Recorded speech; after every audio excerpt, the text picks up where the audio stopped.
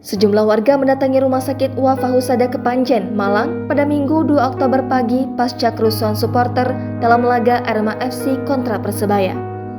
Kedatangan mereka untuk mencari tahu apakah ada anggota keluarga mereka yang menjadi korban kerusuhan pertandingan sepak bola antara Arema FC kontra Persebaya di Stadion Kanjuruhan semalam 1 Oktober 2022. Update terbaru berdasarkan rilis dari pihak kepolisian, sebanyak ada 129 orang meninggal dunia dalam insiden yang terjadi di Stadion Kanjuruhan Malang. Seorang warga Blimbing bernama Pur mengaku ke rumah sakit karena mencari keponakannya yang belum bisa dihubungi setelah menonton laga pertandingan Arema FC kontra Persebaya. Keponakannya berstatus sebagai mahasiswi IKIP Budi Utomo Malang. Karena tidak menemukan di rumah sakit Wafa, ia berusaha mencari ke rumah sakit lain. Di rumah sakit Wafa, salah satu ruangan dipakai untuk pusat informasi korban Arema. Ada data-data korban meninggal dunia, sedang yang tak teridentifikasi dibawa ke RSSA.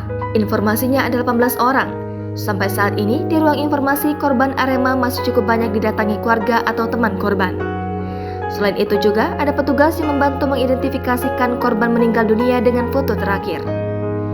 Sehingga keluarga bisa melakukan konfirmasi kebenaran apa benar itu keluarga mereka. Ada yang menemukan keluarganya berkat foto itu. Tangis mereka pun pecah setelah mengonfirmasi foto itu. Informasi dari rumah sakit, yang dirawat di Rumah Sakit Wafa tinggal 1 orang dengan luka ringan. Sedangkan korban meninggal dunia sudah tidak ada lagi di Rumah Sakit Wafa. Jangan lupa subscribe, share, komen, dan like ya.